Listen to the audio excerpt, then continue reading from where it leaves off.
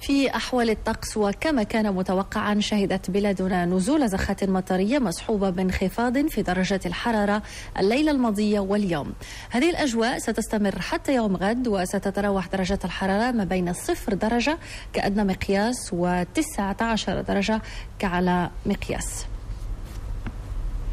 هذا الطقس البارد ناجم عن التساقطات الثلجية التي بدأت تشهدها بعض مرتفعات بلادنا، إذ سجلت مرتفعات هبري بإقليم فران تهطل أول الثلوج هذا الموسم، كما سنتابع في ريبورتاج خديجة الجملي وأحمد الفاضلي.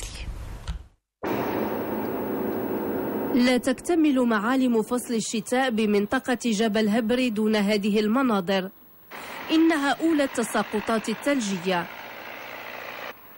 تساقطات فاجأت زوار المنطقة وسكانها، معلنة انطلاق موسم الثلوج بكل ما لها من جمالية ورونق. هذا بدا الثلج فاجئني، ما سحبليش غيهبط هذا السبت الحد، ولكن انا كنتسالى فيه وعاجبني الحال. تفاجئنا بهذا الثلج هذا، وحنا ما جبناش حتى الحوايج، ما كناش معولين على هذا المنظر هذا الجميل، وخا هكذاك عجبنا هذا الجو هذا وشفنا مناظر زوينه. بالموازاة مع ما تضفيه من جمالية على المناظر ورواج سياحي، تبقى الثلوج ضيفا منتظرا من طرف الفلاحين بالمنطقة.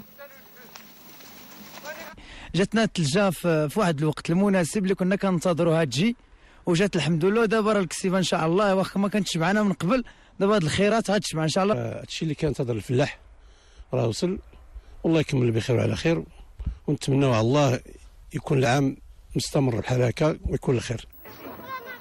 بكرمها المعهود يجد الكل ضالته فيها، ثلوج هي عنوان للمتعة والجمال أحيانا، كما أنها بشارة للاستعداد لانطلاق الموسم الفلاحي والرواج السياحي أحايين أخرى.